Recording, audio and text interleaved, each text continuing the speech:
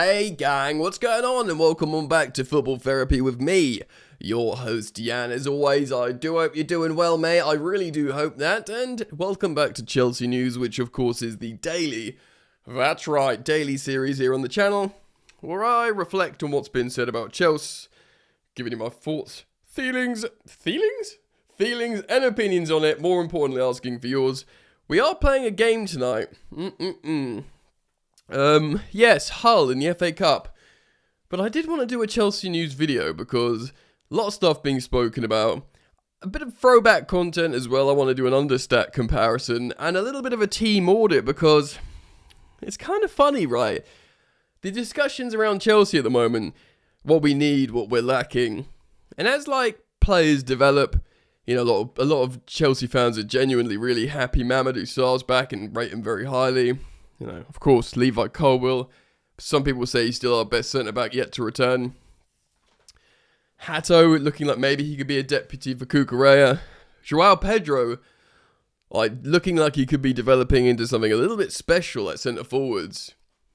Starting to think, and you know, with Sugo to come back, Lavia to come back, Andre Santos being, you know, finally properly used by the new gaffer. Makes you start to think, what are we missing? Left winger. What are we missing? So we're going to do a little bit of an audit of the first team as well. Speak a little bit about Liam Delap, who that Scouse man Carragher's been speaking about, and I do think it's a relevant, you know, talking point at the moment. So we're going to get into all of it today. Of course, I will try and react to the whole game immediately after the game later, but we'll see how I get on. We'll also talk about some other general news stuff. But thanks for joining me. You're all welcome, of course.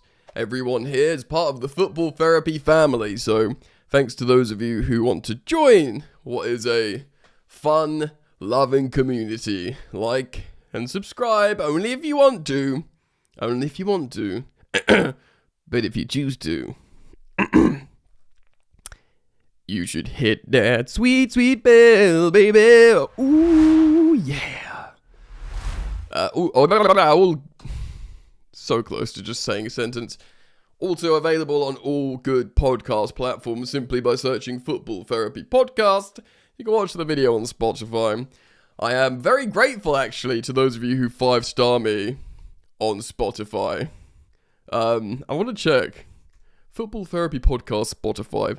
Easily searched on Google. Looking at it now. Wowee! An average of a 5-star rating because of you guys. Because of your hard work and kindness. Thank you for that. 836 5-star ratings. That's incredible. Thank you so much. We'll see if we can get that over 1,000 before the end of the season.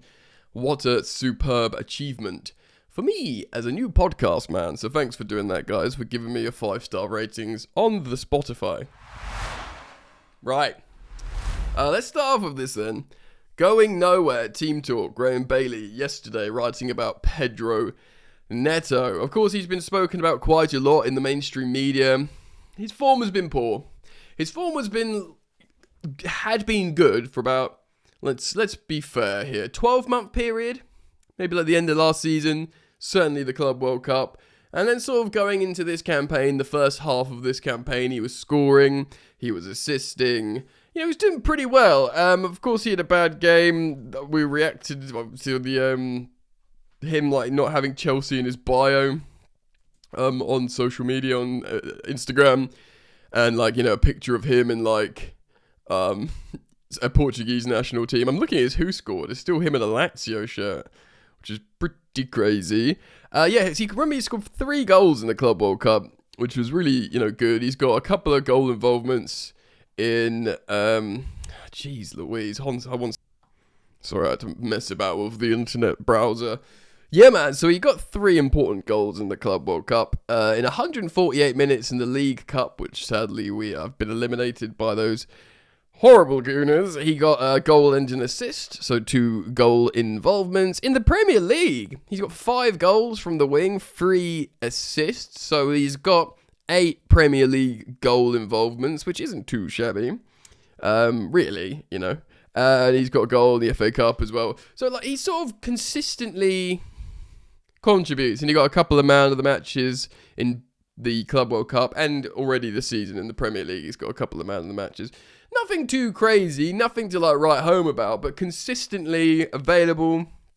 One thing that you guys, I used to speak about, but I've stopped reiterating and you guys rightly pulled me up on, is he used to be the glass man at Wolverhampton Wanderers. Of course, we're happy that touchwood, Reece James's long-term proper injury problems are behind him, and Wesley Fofana's. But, you know, similarly, Pedro Neto, he went from the glass man to just always available, play every 90 minutes, can play on both wings, can play false nine. And of course, he has been in stinky form of late, and it's not that he's playing bad all game, it's his final action decision-making that sort of lets him down and frustrates us as fans and his teammates. But I like Pedro Neto. He's like 25, 26, so he's like one of the few more sort of senior players. I think this almost feels like it's doing him dirty a little bit, but he could be like, you know how Arsenal look at Leandro Trossard, who's 30, I think. He's a few years older than Pedro Neto. He could sort of be that kind of character that you can put in. He'll be professional, work hard, and maybe he hasn't lived up to this dynamite figure I thought he was going to be. But look, this is saying he's going nowhere, that, you know, the link's away. He's happy at Chelsea. I am happy with him at Chelsea, especially because of his utility as well. And he can just be an absolute dynamite. He's got such pace as well. I don't want to sell him. There was a little bit of like negative talk around him after some poor performances, but it's been confirmed by Graham Bailey that he has no desire to exit. Chelsea are happy to have him.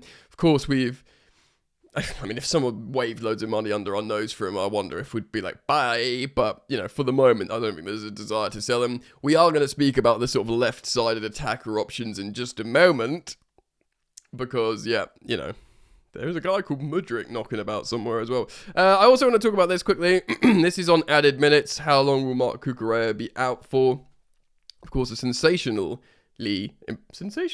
very important player for Chelsea. Spain international Marc Cucurella has been substituted at half-time, of course, Tuesday evening's game against Leeds. That game against Leeds. Hamstring issue, and he needs a scan. There's a Spanish newspaper you guys might know called AS. They've reported that the national team are concerned that he won't be available for the March international break. Coughing fit. I'm back. So yeah, the Spain media concerned about Marc Cucurella, which kind of I am as well. Reece James, we missed Reece James massively when he's out.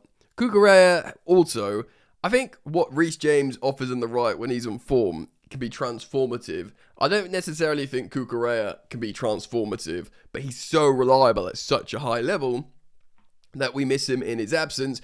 And excuse me. So like, are we in spring? I'm getting mega hay fever. Yeah, like we got. I'm really hoping Uriel Hato can, you know, come into his own, and we'll see a little bit more. It's interesting how Rosenior has played him as like this sort of midfielder, Hato. But I want to see him as like a really, truly capable deputy. Like in the absence of Reece James, we've seen Gusto have some pretty good games up and down. But we need to have alternatives for your Cucurellas and Reece James. So we'll see what happens with his scan, and we'll learn a little bit more about what the situation is with him, because we have just always played Cucurella in the last couple of years. I said recently like how I find it crazy because we all were down on Cucurella. Don't pretend like you weren't. Everyone was down on him, and when he was going to be lined up to Man United loan and all this, we were like, yeah, whatever. And now it seems crazy, but we've sort of relied on him so heavily these last couple of seasons. So we need to maybe protect his hamstrings and ensure the likes of João Hato, and who knows, maybe even in a pinch, another left footer. Bad issue. Mamadou Sarr, maybe could he play on the left? He can play well with his left foot. We'll see. Anyway, look. Apologies to bring this guy into the your screen.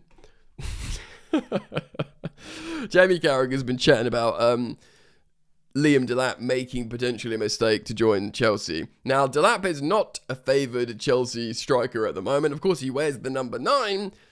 Not that it's particularly iconic. Some may say it is cursed. We are going to do a general, like, sort of squad audit in just a moment.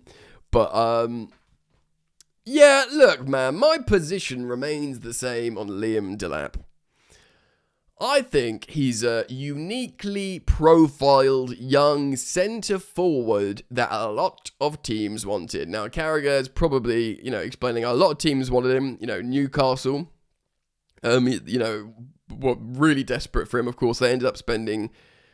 How much did they spend on Voldemar? Like 80 million euros, 60 million pounds on Visser. Like, insane amounts of money for those two strikers. And they probably would have liked to get Liam Delap. They probably still would have got another striker. But 30 million quid. We need to remember that there were people fighting over Liam Delap. 30 million quid. Man United, Newcastle, Bayern Munich. They were like, 30 million quid. If you look at his numbers at Ipswich, I know they played in the transitional way, but it was how he operated in the Premier League. He sort of bullied us in the 2 games against Chelsea. He got 12 goals. I think he got 10 of them were non-penalty. I think a couple were penalties. And if you looked at his conversion rate with chances, it was quite high. So you tried to like extrapolate that to Chelsea. Like, we were for a bit of fun. Like, well, if he carries on converting at that rate, and why wouldn't he? He'll have all these talented players at Chelsea around him. He's on for 20 Premier League goals, over 20 Premier League goals, and that's without penalties. And of course, that's just like unrealistic, like maths. Do you know what I mean? Like in a dream world. But he looks bereft of confidence. He looks a little bit like Alejandro Garnacho at the moment, like these players that are profiled to like the stat heads, the tacticos. They'll look at these players and they'll go, "Ooh, in theory, this guy could have a high ceiling and deliver a high volume of value." They call it, a good value output in terms of pitch performance or whatever the nerds say.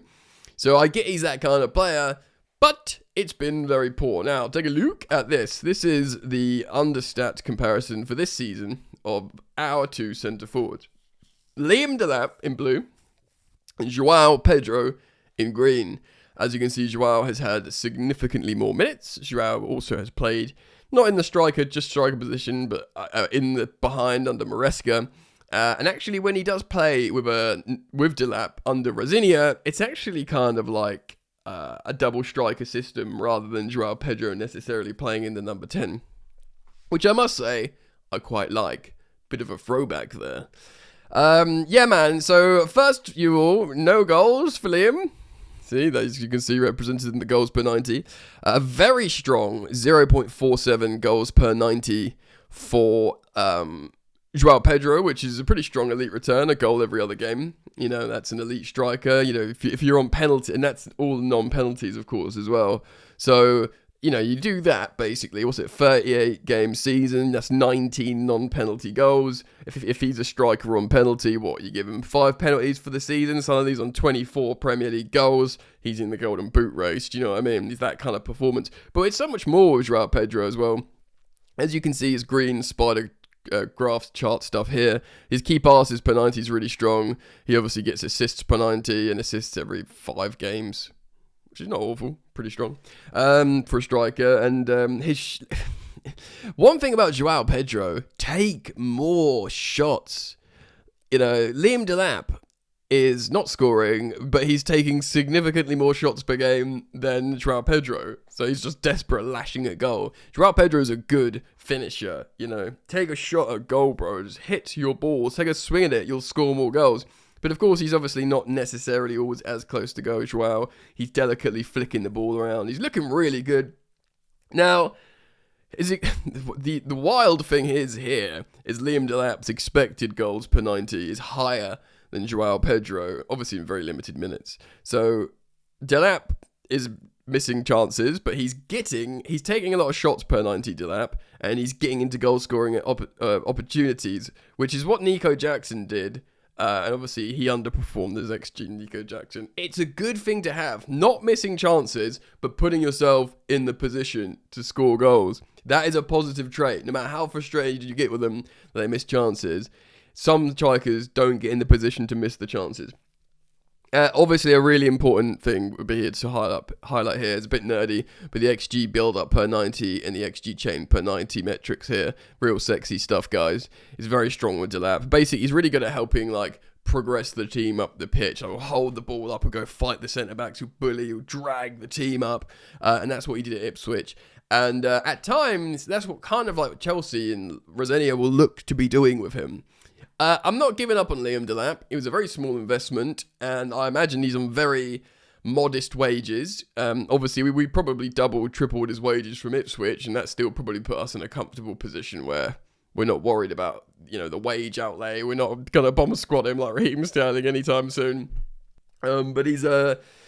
I get why he's Chelsea fans are down on him. I get why you got people like, Spitty Carragher talking about how he made a mistake. Maybe he thinks, I did make a mistake. I should be this starting. I took the number 9 at Chelsea. I backed myself to knowing he'd have to go head to head with João. He probably knew Nico was going, so he'd have more of a chance to fight for his place. But I wonder if he thinks, I should be starting for Man United or Newcastle right now. Obviously, if he went to a Bayern Munich, he'd just be the understudy to Harry Kane. And he'd be doing what Nico's doing right now. Like, little minutes here and there. So it is interesting. Like I said, it's a very small financial outlay. We're not relying on him to be our starting striker. We're all pretty high on João Pedro at the moment. So the striker situation is very interesting. And you have to remember, gang, that there's a certain guy called Emmanuel Omega, who was Rosenior's captain at Strasbourg, is arriving at Chelsea. I think Chelsea are pretty happy with strikers generally. So let's just prepare this now, which is the classic team audit that we do every now and again. Is that okay? We can do it like that, I think. Let me just prepare it a little bit better. Oh no, I've done... Hold on. There we go. That's all shaped up nicely. Men's profiles. Well, goalkeeper Rob Sanchez. We're waiting for Jan's football therapy end of season report of Rob Sanchez, but it looks like he might be the guy. And more importantly, he might be the guy to bridge the gap to on loan Mike Penders at Strasbourg. Maybe Penders, I don't know, they qualify. Let's just say a best case scenario, Strasbourg win the Conference League, qualify for the more illustrious Europa League. Penders stays for one more season. Rob Sanchez, we see him out to 30 years old, put him out to pasture. And then Penders comes in. The classic check to Courtois situation. Let's just say that at the moment. It does look like I think Magnon's going to extend with Milan. Now he knows maybe the Chelsea gig in there. And I think probably, I'd say it quietly, we might be okay for goalkeepers. Which means, I think Jorgensen will get sold because he'll want minutes, and whatever. Sharman Low and little Gaga. We might buy another second choice, or maybe we promote one of these guys if we think they're good in training. Okay, so we're going to run through these and talk about what we're missing, what we need. Cucurella, big tick, going nowhere, superstar. Tosin, I think, unless Cole Palmer goes on strike and is like, don't sell my best friend Uncle Tosin, I do wonder if by the end of the season, Tosin's minutes are limited and he's like, I'm out of here. I just wonder. Now, Benoit Badiashil's a really interesting one because the club still really highly rate him. They like how he's profiled. Remember, he's a lot younger than his Monaco counterpart that we signed from there. And Disassi, who I believe will go, of course. He's on loan at West Ham. If they stay up, who knows? They might just buy him because he does look like he had a good start there.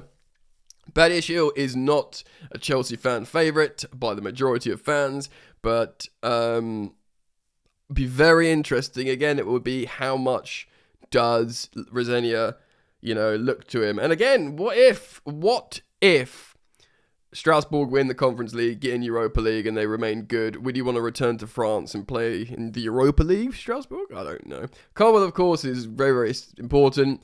The future of Chelsea's centre-back partnership going nowhere. Mamadou Sarr, really highly rated by Chelsea, and indeed Rosenior. We'll probably see him play tonight, and we will learn more as the season goes. Again, Joel Hatto, really highly rated, big investment at £38 million, great British pounds. Lots of money. He won't go on loan anywhere.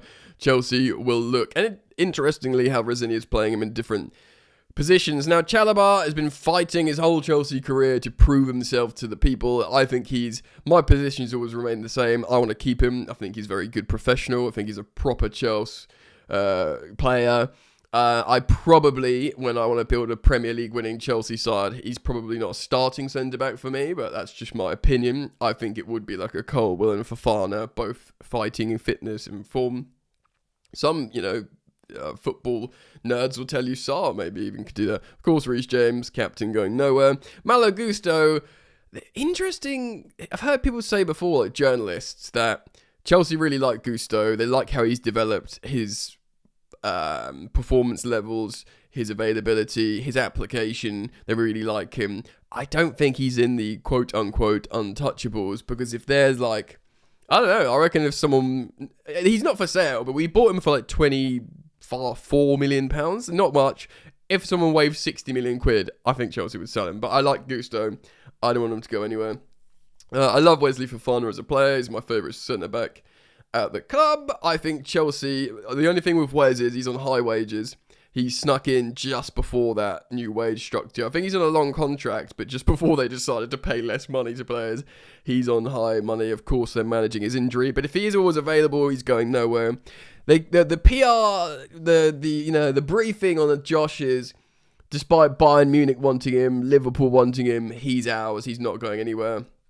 He had a tough gig against Leeds, the young man. I hope he plays again tonight, but he's a teenager, bro. Do you know what I mean? So Chelsea want to keep him. Fernandes, the story won't go away. He always plays for Chelsea. So many minutes under his belt. He's a winner. He's a leader. He's got productivity. He's also got the capacity to just look gassed out. I can't blame Chelsea on that.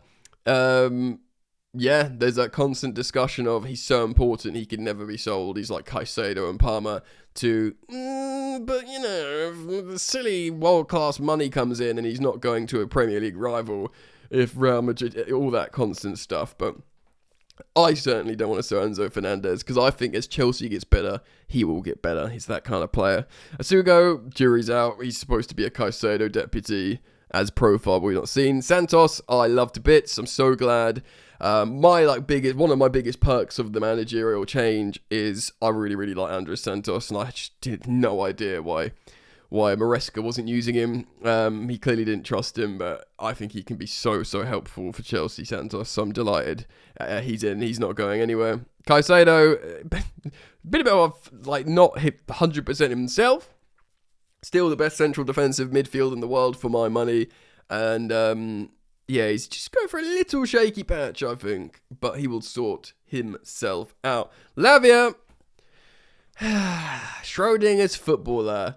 In the words of Cole Jermaine Palmer, the most underrated footballer in the world.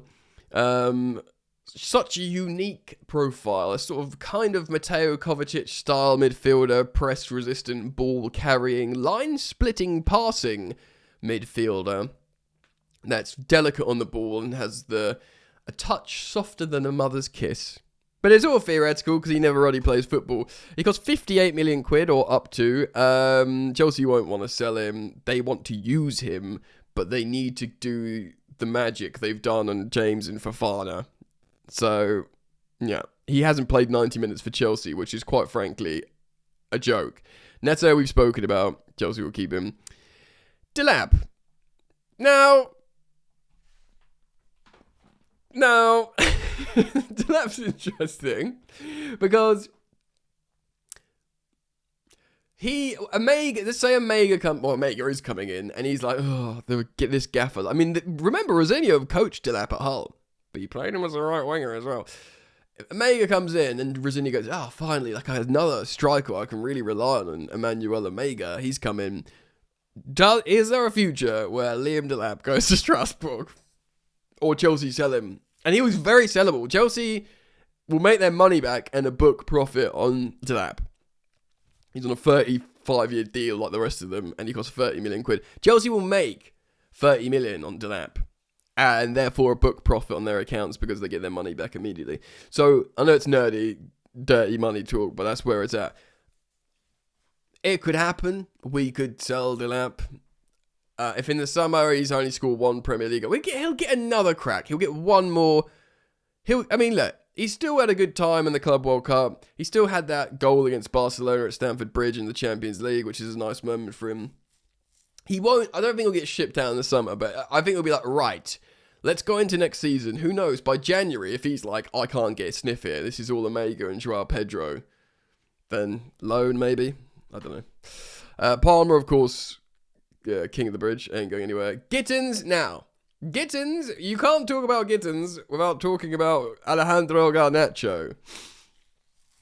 I think Chelsea liked Gittens more. They were obsessed with buying Gittens. They were obsessed with the profile of Jamie Gittens, his 100 appearances for Dortmund, Champions League experience. He's even younger than Garnacho, I think. He's the type of dribbler they like, the 1v1 guy that, not just Maresca, but the whole model wanted. So, I think Gittens he costs more money, but I think he's more important to Chelsea than Garnacho. Garnacho was a market opportunity.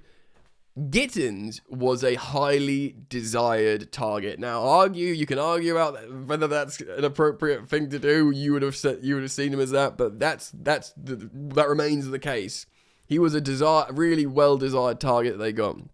Of course, he's injured. We'll see in time what happens. João Pedro coming very, very good indeed. And actually, our hit rate with Brighton is looking pretty darn good, man. Rob Sanchez turned out to be a hit for 20 odd million. Cucurella, massive hit. Moises Caicedo, massive hit. João Pedro, massive hit. Maybe we'll just keep buying players from Brighton. Even like the loan from Levi Cole there was so important to the development. I mean, we always joke about, Bonanotte is weird, but have I missed? I'm sure I must be missing a stinker in there somewhere. Let me know in the comments. João Pedro looks different gravy, mate, at the moment. Gu's a bit of an interesting one. I think, personally, Chelsea will always look at Gu as an excellent signing because he costs £5 million, and they will sell him for a lot more than that. So he will just be, it's a shame because a lot of Chelsea fans, he's got a little bit of like a cult, not hero, but a cult following, like because he's despite being a La Masia Barcelona player, he's a bit of an old school throwback bully, which is fun, and Chelsea like that. I just think purely because he's 18 or 19, however he is, and Shim Moeka is 17, and Shim just looks so special, I think, personally, that younger strike, he's in that sort of no man's zone in between. I think he would just get sold or loaned. Well, give him a loan to the Championship. If he scores 25 Championship goals, he gets whatever, and then he becomes 20, 21, and then he gets a loan in the Prem and gets 16 Premier League goals. And he's still really early 20s. You suddenly start readdressing the situation. But in terms of immediate first team, I don't think that's the path for him. Stevao, of course, star boy, a little bit of a dip at the moment. Hopefully cooks tonight. Garnacho, I will end on Mudryk in a moment, but Garnacho, I just worry for him. I kind of understand why they bought him. Again, it's a similar deal. Those high value performance stuff, like what he could do in certain parts of the game. They're like, yeah, for 40 million for his, he wants to come to Chelsea. Loads of teams would have wanted to buy Garnacho in Europe, but he chose Chelsea, which is nice. And he's got the capacity to do amazing stuff. We'll evaluate him by the end of the season, but like I said, if one has to go out of him and Gittens, I think it will be Garnacho, because you make your money back on Garnacho, you don't with Gittens at the moment. Chelsea paid a premium because we really wanted him, because we liked what he could do for us. Now, it leaves us on with Mudryk and the left wing generally, because a lot of people will say, of course, Giovanni Kender's coming, which I believe he can play on both sides. But I have a feeling more on the right. We'll have to double check that on his profiling at one point. But Kender's coming. But you can make a very strong case that we've got so much quality on the right that maybe Kender, of course, Estevao, of course, Pedro Neto, who's a good professional. Palmer can play on the right wing. That the left is a little bit lacking. You're sort of hoping Gittens comes good. And maybe if we were going to sign a high-profile player in the front line, it's not this, oh, throw the bag at whoever, you know, Gyökeres. Fortunately, we didn't do that. Now it's, could we get this left-sided attacker? Do you know what I mean? Like, is that possible? And it's worth speaking about Mudryk as well, because for me, Garnacho is quite similar to Mudryk, this like transitional player that runs in behind. Now, Mykhailo Mudryk, he played under Maresca before his ban. It was in the Conference League, but he was finding form, and he's had moments in a Chelsea shirt for Chelsea. Funnily enough, like, you know, I always talk about that goal he took off Gallagher's foot and dribbled round and banged it in. You know, his debut against Liverpool, it looked like we bought this like devastating transitional football team, and that's going to be amazing. And I do wonder if in the back of Chelsea minds, when they're future planning and future proofing, is Mudryk going to come back? Because you can bet your bottom dollar that Rosenior has had meetings about Mudryk with the sporting directors and what their plans are and how he's going to use them and yada yada yada. And there's this talk of, there was that rumour of a Strasbourg loan, but that's since been waved away. And maybe they're going to keep their powder dry on the left winger, because Mudryk might suddenly be actually serving his ban retrospectively in the background, and, you know, at some point comes back into the fold. Right, well, yeah, it's been a longer video, but I've enjoyed it. Hopefully you have too. Let me know in the comments. Thank you as always for supporting me, for liking and subscribing on YouTube, for doing the following and 5-starring on Spotify and indeed all podcast apps. And yeah, man, keep it locked to Football Therapy. I hope to see you back here soon. Peace.